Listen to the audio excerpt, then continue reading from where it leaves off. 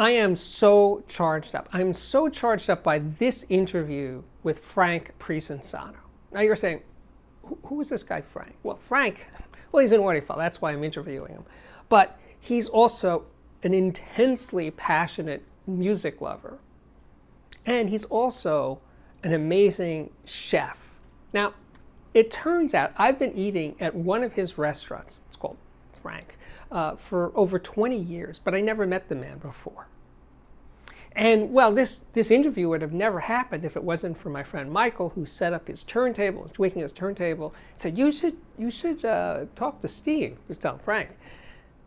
And also my friend Steve Cohn from In Living Stereo, he's been telling me to interview Frank for years. So anyway, now it's finally happened, and I'm so glad I did this thing.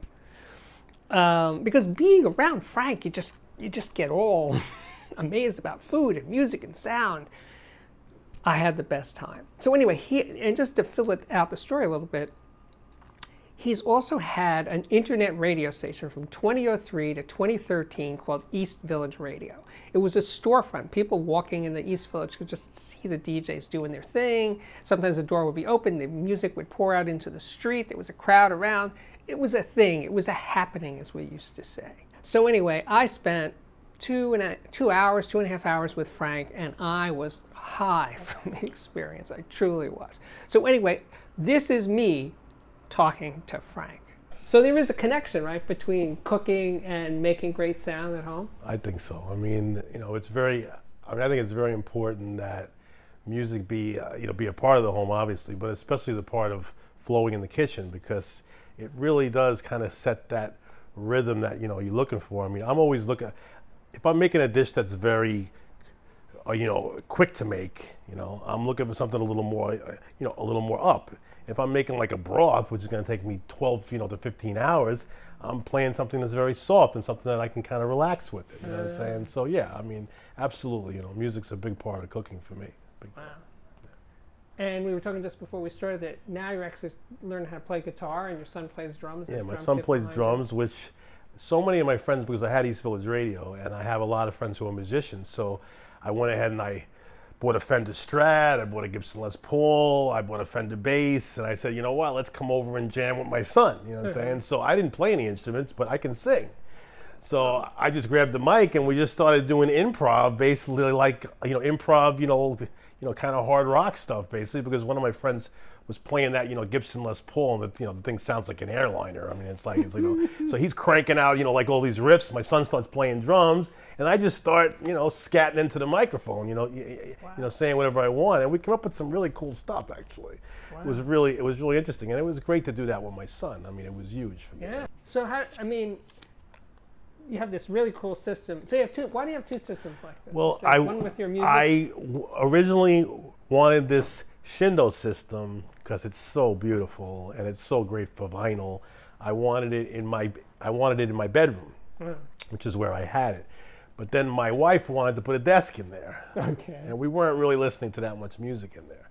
So I brought it up here so I can listen to vinyl up here, because I like sitting in, these Ames chairs and, listening to music as well. And this brings me back too, because the guy that really introduced me to like fine audio was one of my friend's fathers, who lived around the corner from my house out in Long Island, and he had these Ames chairs right in front of his stereo system. So I was always listening to music with him and, with his son. And so it just feels, particularly at home in these chairs with the system up here. So gotta be comfortable. Yeah, you gotta be comfortable when you listen to music. Absolutely. So you play almost all vinyl, right? It seems. I have about 2,000 albums here, and I have about another 1,000 at my parents' house that I still haven't brought out. And I lost about 1,000 albums at my parents' house because they put them in the garage. And mold took over, and they were destroyed. I mean, I couldn't even tell what album was what. I still haven't replaced all those, but yeah, I probably had about 4,000 albums at one time. I mean, my first, job was to make money to buy vinyl. I mean, that's what I was doing. I worked as a dishwasher. I worked as a paper boy first. I had 2 paper routes on Long Island. I had the Daily News and I had Newsday. So I had the Daily News in the morning, Newsday when I would get home from school 7 days a week to pay for my vinyl habit. So, and I mean, I was always in record stores. Every nickel I had went to vinyl, everything. I mean, it was, so it's been a long love affair for me. Wow.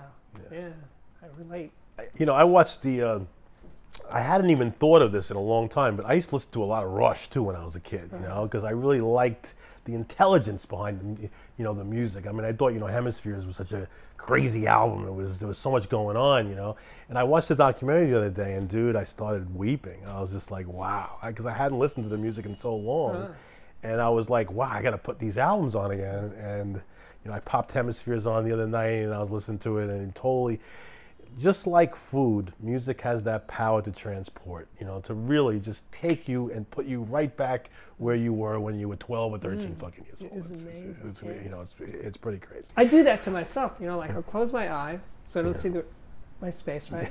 And it's just me and the music, and it's like, it's 1966 exactly. Right now. And that's the What's beauty of changed? it. Nothing. I mean, food also, because I grew up with my grandmothers who were both Italian from Italy and made these amazing, made these amazing meals without recipes, by eye, right in front of my, I would ask for things and they would just throw flour on the table and make me pasta, whatever, it was like a magic act for me, you know what I'm saying? When I was a kid, that's why I ended up getting into food, but it really is this almost exactly the same for me. When I eat these things that they used to make me, I'm sitting with them. It's it's crazy. I'm sitting right next to them.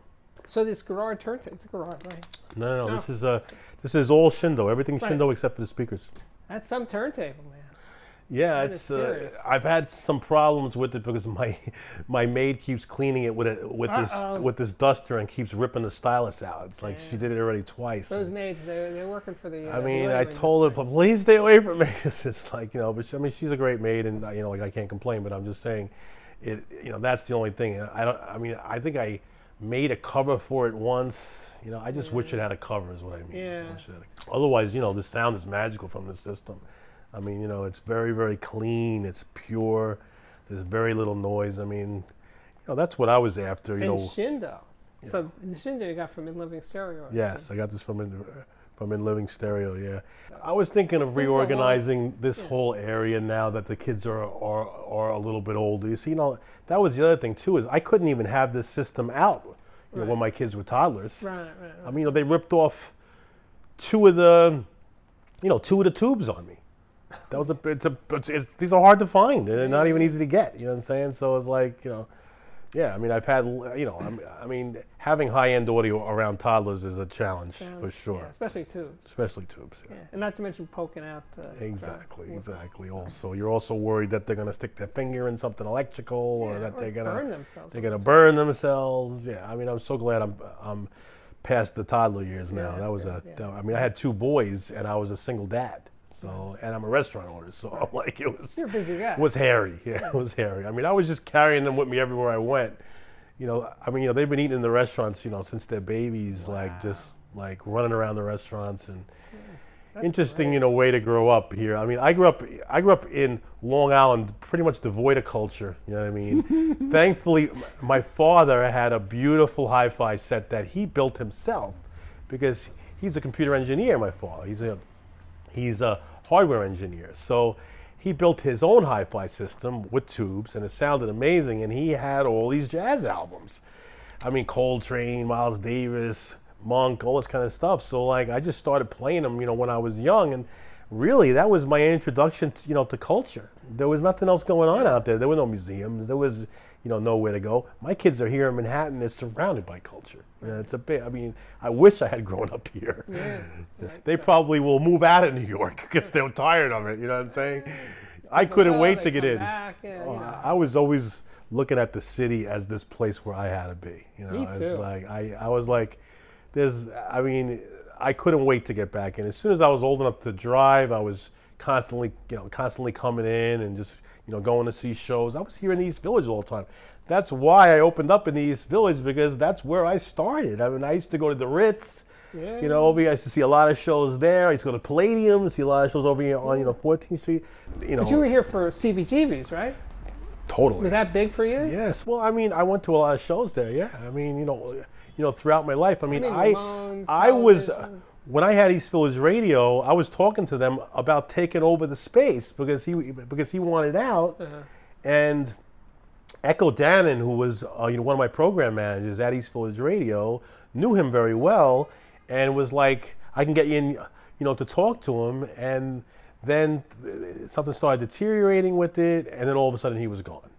And I was like, oh, I would have liked to have saved that somehow. Yeah. And then Vivartos came in and kind of saved it, Took it to Las Vegas? At least, yeah. He put a clothing store. At least he didn't gut the place. I mean, that's kind of cool. There's some history there, and he is selling, vinyl and selling, some hi-fi equipment there and some stuff like that. I thought that was cool of him, because there's a lot of history there. Yeah. And I'm very much like that. I want to save the history of my neighborhood. It's important to our success that the East Village. And that's also one of the reasons why we started East Village Radio, was also because I saw it as, the music scene was leaving the East Village and going out to Brooklyn. And that's basically what happened. We lost a lot. And, so we put the radio station in. And also because I felt FM radio had disappeared as soon as, Clear Channel took over. There was no more real FM radio, So, we recreated an FM radio station, and that was right around the time that I, bought all the audio equipment. Yeah, Steve Cohn. Steve Cohn was your. Steve was my guide. point person. I wouldn't have any of this if it wasn't for him, because he would come by, and I would start talking about audio with him, and I didn't know anything about audio, and he kept talking to me about it, and I started saying, what, I think I'm ready, to start buying some stuff, and we worked together to buy it.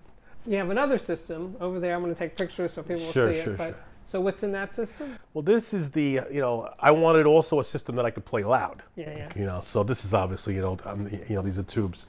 But, so the system over here is... the Avalon. Yeah.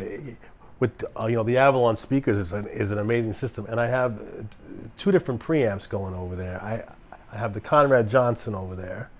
And then I have the other phono preamp, which, oh my God, I forgot the name of it. The one that's on the right hand side there. Yeah. Steve got me that like a year or two ago because he wanted a second preamp with that turntable. Oh. See, I really default to Steve on this stuff. You know what I'm saying? You know what I'm saying? I mean, I can afford, and that's the other thing. I mean, I like to spread around the wealth. You know what I'm saying? If I can afford to have these things, I have friends who are in that business.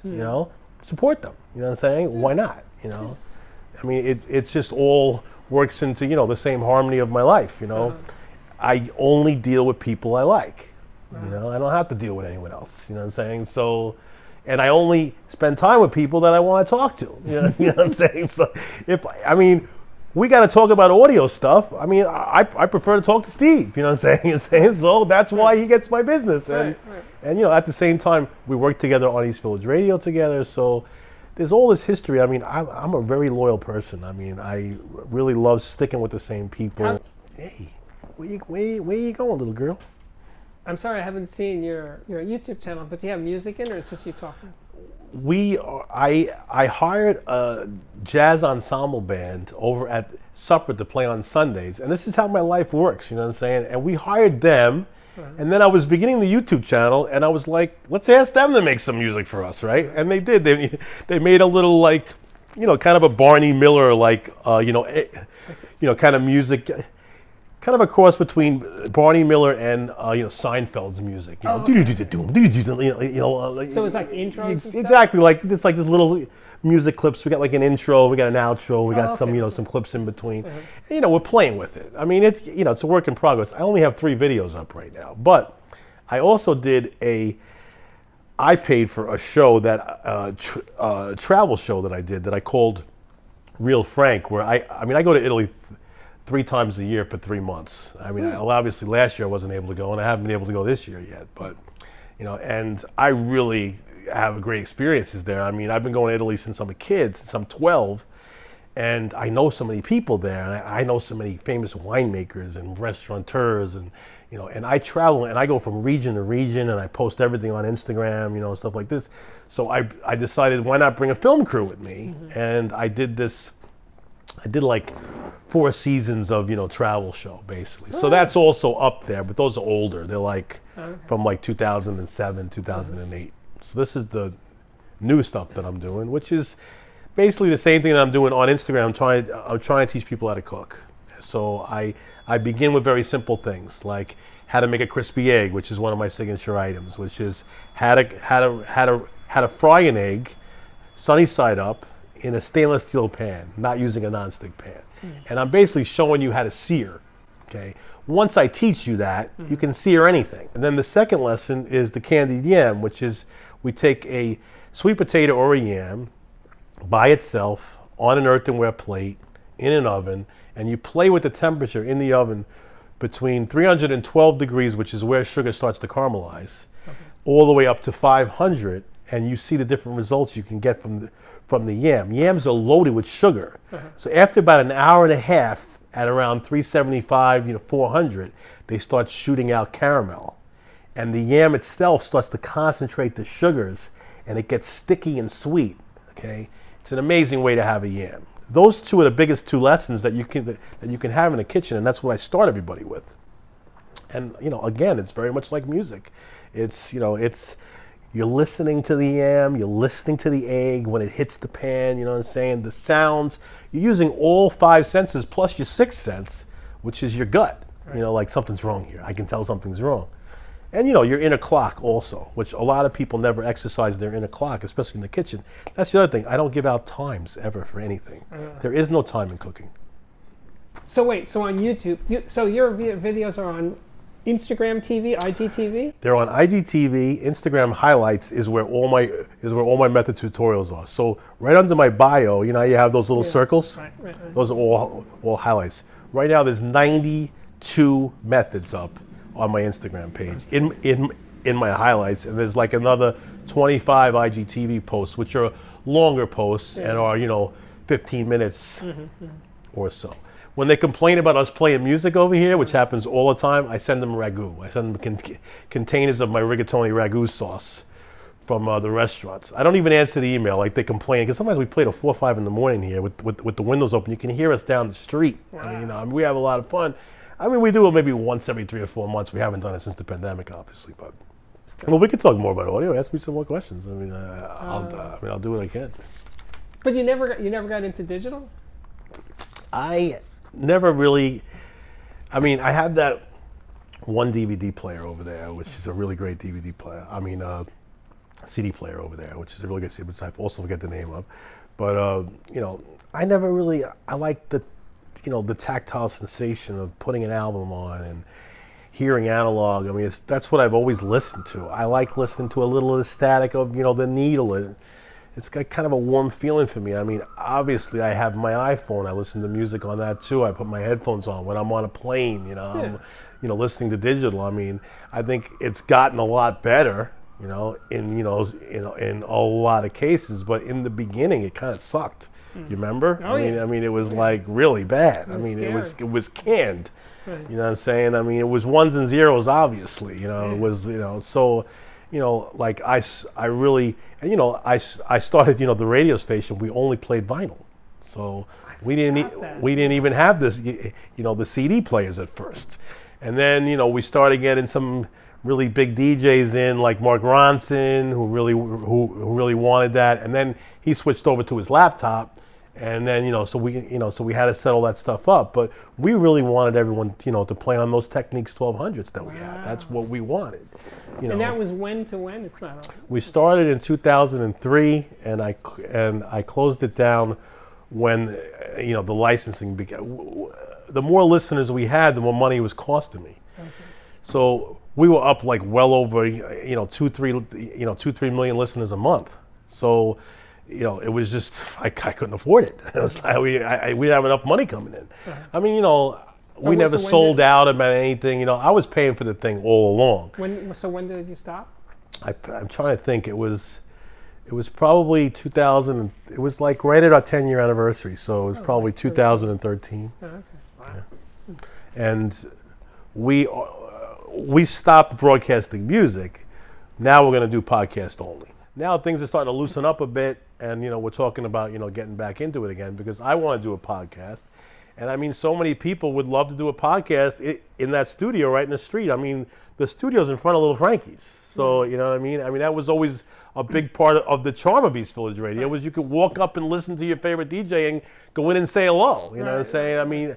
We had big acts in there. We had Drake in there. I mean, you name it.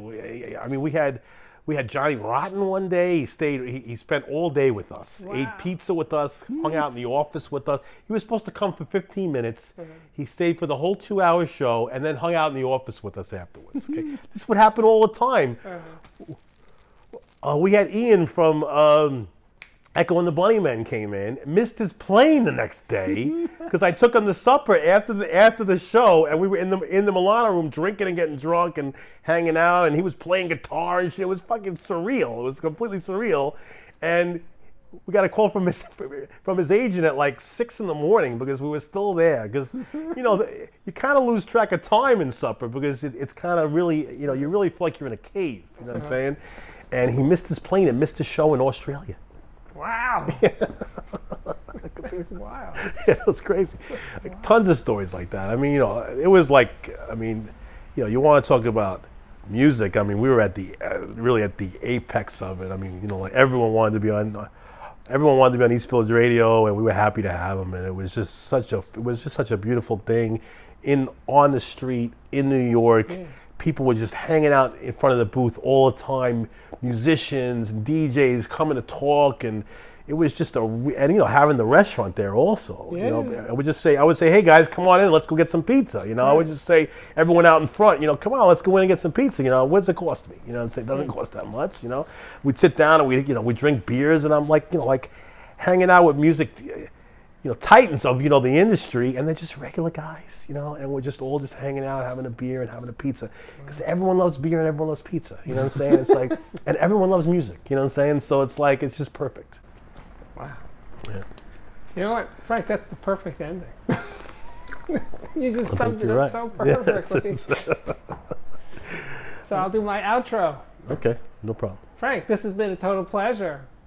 My name is Steve Guttenberg. This is the Audiophiliac Daily Show, coming to you from Frank's beautiful place here on Broadway, and hope to see you guys back here again soon. I hope to see you in your restaurant. Please. Now that I know what you look like. You have my cell number. Let me know when you're coming. Okay.